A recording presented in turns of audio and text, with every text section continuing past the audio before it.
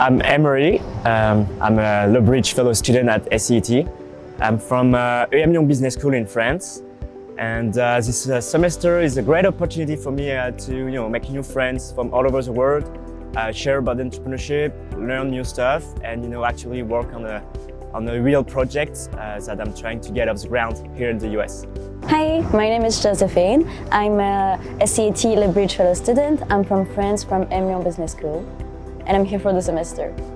Hi, my name is Maya. I'm the Bridge Fellow student at SCET from UC Business School. Here it's my last year of my master's degree at UC Berkeley, and it's an incredible experience. So having classes with teammates from all over the world and different backgrounds, it's huge. Like from political science to computer science, biology or chemicals, it gives a huge dimension and perspective way to our project.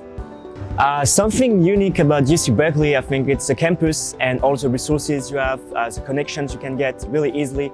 You have access to a lot of different places when you can work. You have access to a lot of teachers from different departments.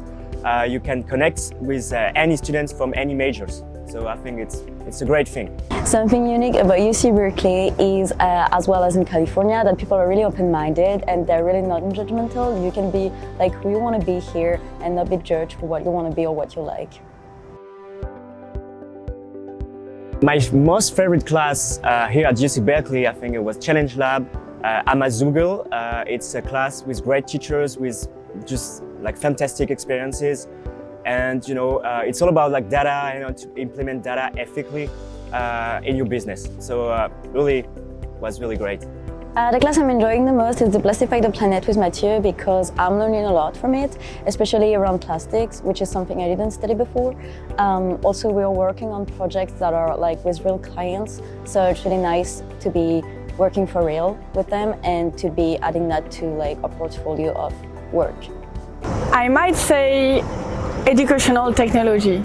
We are in a world changing and driven by diversity, complexity, and more by technology. And also with the COVID-19, it has changed a lot of the way of teaching and learning. So now it makes more sense to address those issues with new projects around education to build a better future. So my main motivation to come here was that I know I want to be an entrepreneur somewhere in my life, maybe not right now, but in a few years, so I really wanted to learn from that. Also, from a personal point of view, I discovered UC Berkeley when I was around 15, and that really seemed super cool.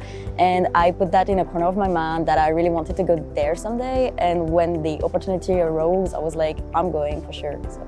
My main motivations was simply to be in the heart of innovation and learning, and getting exposed to this environment that is really motivating and gets you to actually launch your own project.